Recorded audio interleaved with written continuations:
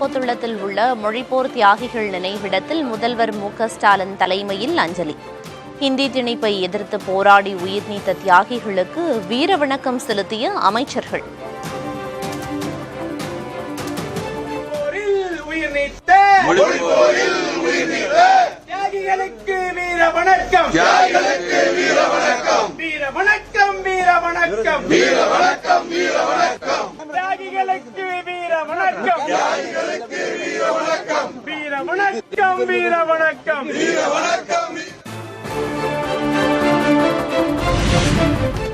சென்னை எழும்பூரில் தமிழ்மொழி தியாகிகள் தாளமுத்து நடராசன் சிலைகளை திறந்து வைத்த முதல்வர். மொழிப்போரில் இனி ஒரு உயிரும் போகாது, தமிழுணர்வும் சாகாது என்றும் உறுதி.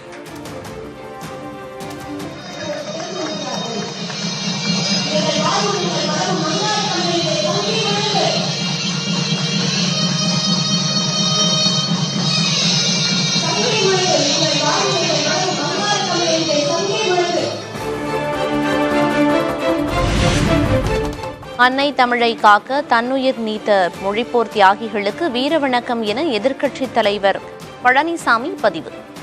சங்கத்தில் வளர்ந்து சரித்திரங்கள் பல படைத்து சீரிழமையோடு விளங்கும் தமிழ் என்றும் பெருமிதம்.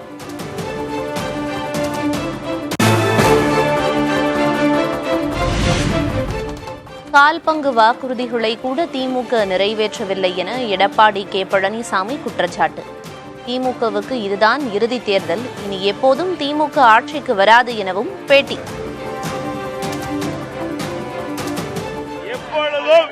எப்பொழுதும் திராவிட முன்னேற்ற கழக ஆட்சி தமிழகத்தில் வராது.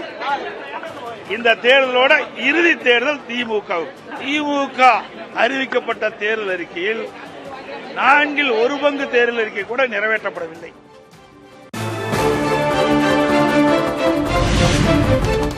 எந்த சதி அழுத்தத்துக்கும் அடிபணிய மாட்டேன், அழுத்தத்துக்கு எல்லாம் அடங்கி போகும் ஆள் அல்ல என நிர்வாகிகள் மத்தியில் தாவேக தலைவர் விஜய் பேச்சு.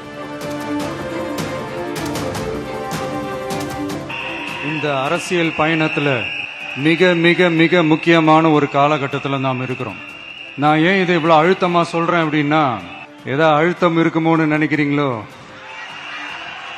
அழுத்தமா நமக்கா? இந்த அழுத்தத்துக்கெல்லாம் அடங்கி போற ஆளா இந்த ஆளு?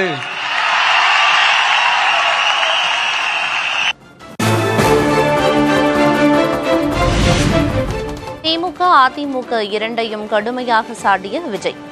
தீய சக்தி, ஊழல் அடிமை சக்தி ஆட்சிக்கு வரக்கூடாது என்று பேச்சு.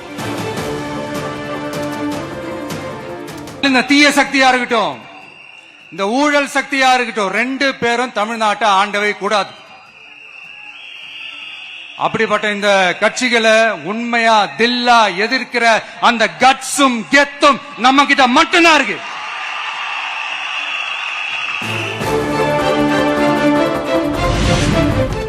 வீரமங்கை வேலுநாச்சியாரின் கதையை சொன்ன விஜய். பல படைகள் வீழ்த்த நினைத்தாலும் வேலுநாச்சியாரை போல நாட்டை மீட்டெடுப்போம் என்று சூளுரை.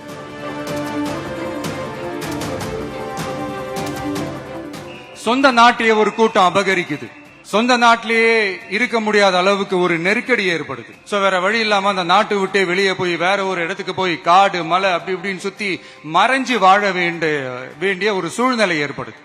என்னடா இப்படியே ஓடிக்கிட்டு இருக்குமேன்னு சொல்லிட்டு தன்னோட நட்பு சக்திங்க கிட்ட பேசி ஒரு பெரும் படையை திரட்டிக்கிட்டு அதிரடியா ஒரு போரை நடத்தி அந்த நாட்டையே திருப்ப மீட்டு எடுத்தது யார் தெரியுமா? நம்ம கொள்கை தலைவர்களை ஒருத்தரான ராணி வேலு நாச்சியார் அவர்கள் தான்.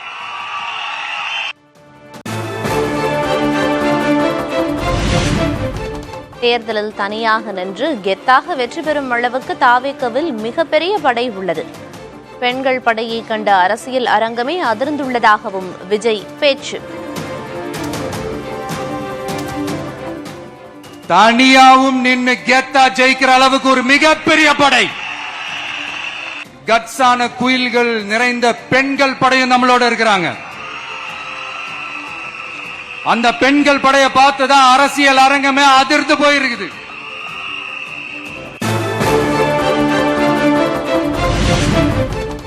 தாவேக சின்னமான விசிலை அறிமுகப்படுத்தினார் கட்சித் தலைவர் விஜய். நிர்வாகிகள் கூட்டத்தில் விசிலடித்து உற்சாகம்.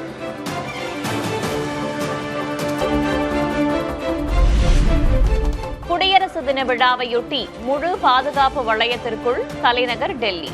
செங்கோட்டையை சுற்றி 4000 கட்டடங்கள் மீது கண்காணிப்பு வீரர்கள் நிறுத்தம்.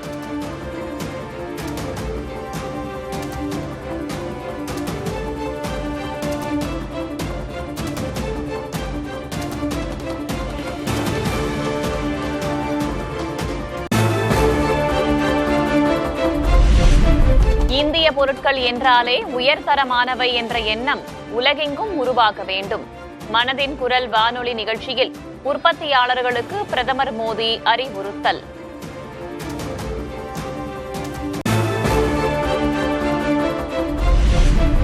ஈரானுக்கு எதிராக ஐநா மனித உரிமைகள் ஆணையத்தில் அமெரிக்கா கொண்டு வந்த தீர்மானத்திற்கு இந்தியா எதிர்ப்பு. தங்களுக்கு ஆதரவளித்ததற்காக இந்தியாவிற்கு நன்றி தெரிவித்த ஈரான்.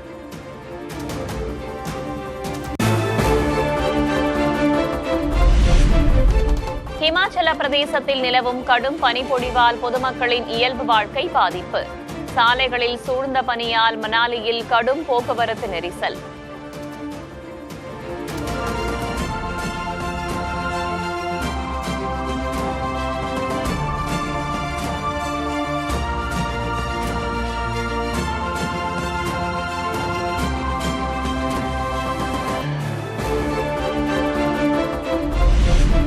பிசியோதெரபிஸ்ட், ஆக்குபேஷனல் தெரபிஸ்டுகளும் பெயருக்கு முன்னால் டாக்டர் என்ற பட்டத்தை பயன்படுத்தலாம். கேரள உயர்நீதிமன்றம் தீர்ப்பு.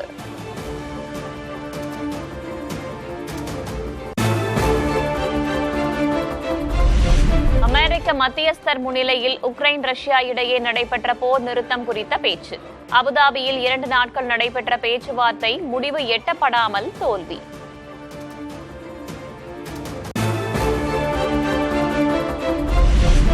அமெரிக்காவின் பெரும் பகுதியை உறைய வைத்துள்ள பனிப்புயல். பெரும் பாதிப்பை சந்திக்கும் கோடிக்கணக்கான மக்கள்.